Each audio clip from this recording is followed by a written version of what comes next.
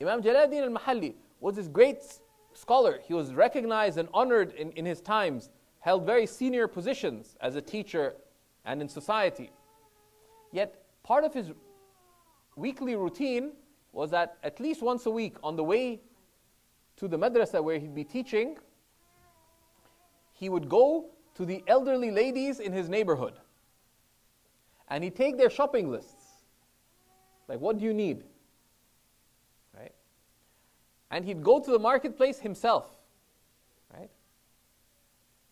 And come and hand deliver what he picked up to each of them.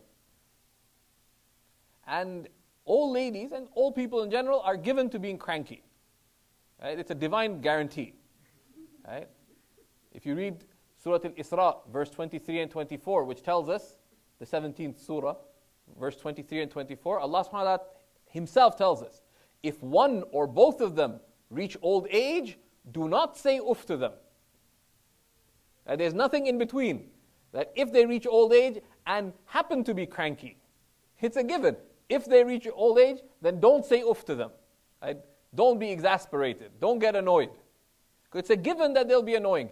And they say it's either that they will be annoying to you or that you will be annoyed by them, given that your interests are going in one direction and their needs are going in another.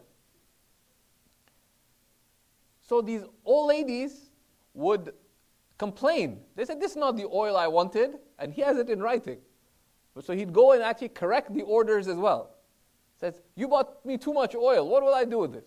But that's how much they asked for. But he wouldn't he'd go take it back and return it. Why?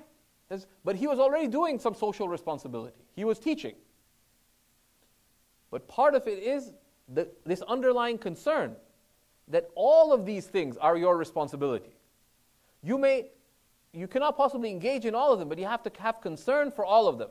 And part of the test of the trueness of your concern is that you would engage in some of the other things, even if once in a while, out of a sense that I have to do my best.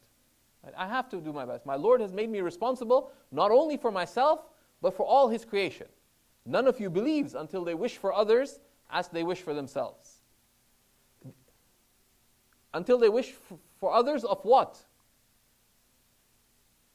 Right? In another narration of the hadith, the Prophet ﷺ said, لا يؤمن أحدكم حتى يحب لأخيه من الخير ما يحب لنفسه.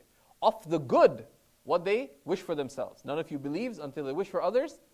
That's the more famous narration, but the other one is also established, because the Prophet ﷺ, this is something he repeated frequently, until they wish for others of the good as they wish for themselves.